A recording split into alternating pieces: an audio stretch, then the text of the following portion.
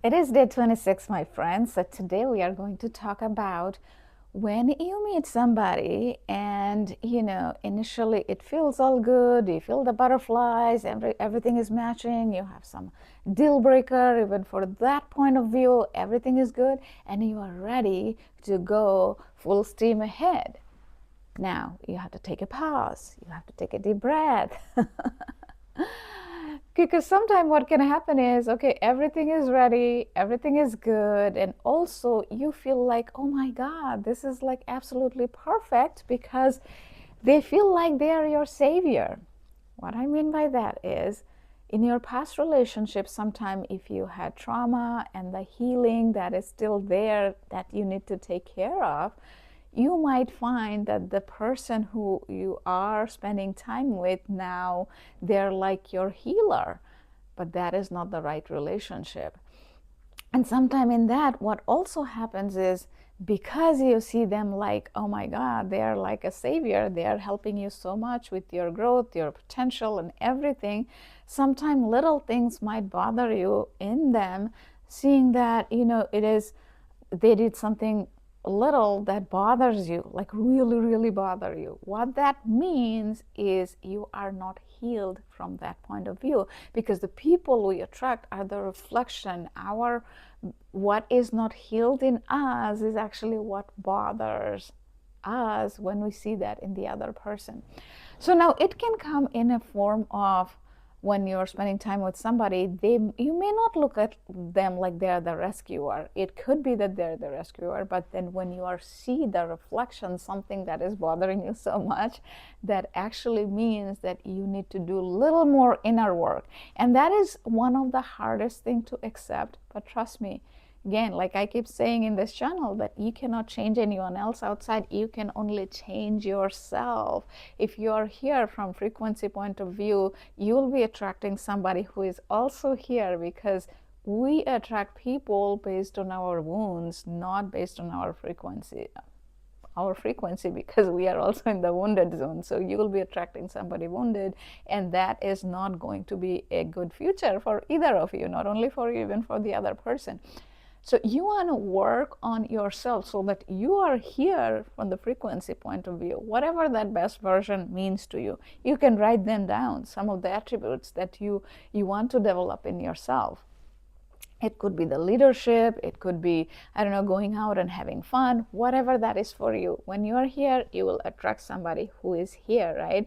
And then little things, there are little things that would bother you, but something that doesn't spiral you down. When you're with the right person who spirals you up, not spiral down, but spirals you up. So 3 simple tips, as I always do: thinking, speaking, action, to change ourselves very quickly. You want to start thinking that the person you are going to be with is the person who is reflecting the best version of you. And that is the key, the best version of you. And that's how you'll be able to change your mindset.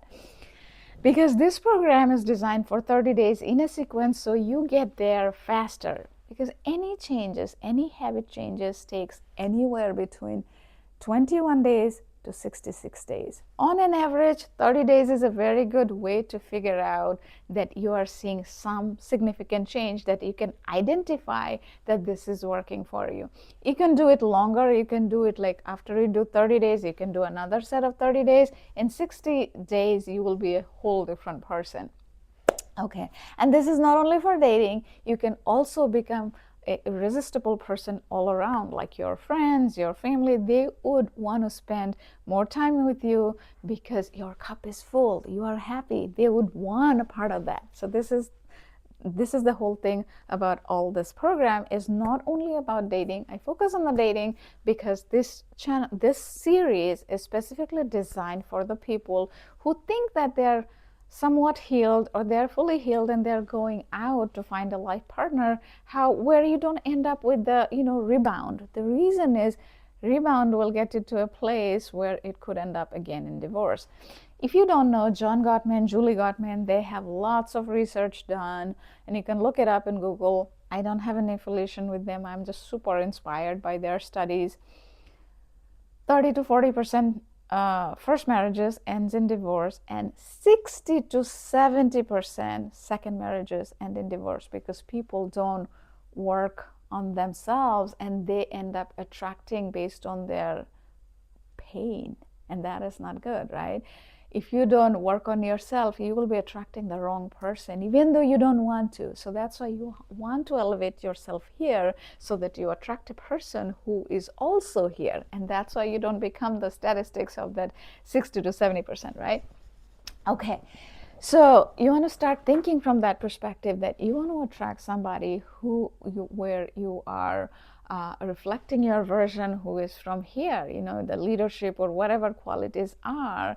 And speaking is simple. Speaking is what does the real trick, but it is very simple, where you speak to your friends, coworkers, whoever, one or two best friends that you have, share it with them that, I want to find somebody who is, up there with me, where, there are little things I can manage, but the big things where it is not bothering you, because that means you are working on yourself. And this is one of the hardest things, because we like to project what is not working in us. We like to project in the other person. But the thing is, you can't change that. What you can do is you can change yourself. Let's say if it's too hard and you can't change yourself, you can always do something to respond differently. And if you do something to respond differently, they will start changing. And that is how you can sometimes change the person. However, you don't want to go with the potential thinking that, oh, what if I do this, a year from now, they will be a different person. No, absolutely no. If you're in your midlife, you don't want to waste time like that, literally. Doesn't matter how harsh it sounds. You have to go with the person as you see them today, the reality right now. You have to stay in the reality, not in fantasy. And if you have been in a long-term relationship or a marriage, you know what I'm talking about, right? So at this point of time, if you're in 30s, 40s, 50s, you have limited time. When in your 20s, you think that life is forever, even though you know that, okay, everybody has an expiry date. We all die. But in some way, when you're in 20s, you kind of feel like life is forever. When in your 40s, you know that life is not forever. You may have 20 years left, you may have 40 years left, you may have 60 years left, don't know. And by this time, you have so much experience that you gained in your life that you want to choose the right partner so that you live a fun-filled life. Life is supposed to be fun. You want to make fun your new foundation, not the worry, not the anxiety, right? They talk about that time is the most valuable asset there is. But who wants more time with anxiety and worry? You want the time that is more fun-filled, right? And to do that, we need to do the inner work so that we get from here to here, so that we attract the right people, not only on the dating zone, but also with the friends and others, so that your life becomes fun-filled. Okay, so for the action part, I wrote it down so that I really share with you guys the right way. Okay. So as you do that, you do the inner work, the thinking and speaking, and when it comes to the action, what you have to do is you really have to, when you go out with those people, I mean, when I say with those people, you might be going out on a multiple dates with different people, you literally have to ask yourself, it's not only now, if I see myself 5 years down the line, 10 years down the line, and when you come back from a date, you kind of journal it a little bit. You journal it that this is how I see myself in 5 years. The version that I met today, do I think that version can keep up with me? Because you may have dreams, you may have desires, and from your career perspective or your life perspective, I don't know, you might want to travel the world. Are they the people who are not a travel-oriented person and things like that? This is just an example. There could be so many other things. You might want to do business, but right now you are working a regular 9-to-5 jobs. But is it something that they're not at all risk takers? And then that could become a big thing. So those are the things, and you will not know the person from just one date, but after you spend some time with them, you will have to see how their current version is aligning with you in your 5-year or 10-year version, because In 5 and 10 years, if this is your goal, that this is what you want to do, and they are completely opposite now, then guess what? In 5 years or 10 years down the line, you guys might have a big trouble where that will separate you, right? You want to talk to them about it, see how they feel, and then from there you want to decide. And if this is something that's really bothering you right now, one way to do is you can work on yourself and see if this is something that you can live with.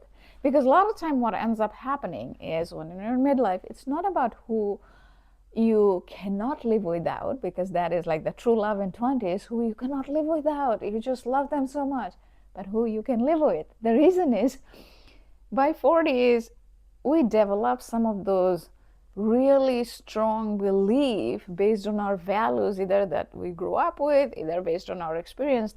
The values and the beliefs become so strong that we don't want to change. Like the way you are, they are also the same way. So if you're picking a person, I don't know, if you're 50 years old, you're picking a person who's 25, whole different story. What I'm talking is more like if you're picking a person from your own generation, right? If you are, I don't know, 40 years old, you are picking somebody who's 38, 42, whatever. If you're picking from that same zone, then it needs to be in a way that what you are looking at and their aspirations, it somewhat matches now, so that later on it doesn't become a big deal.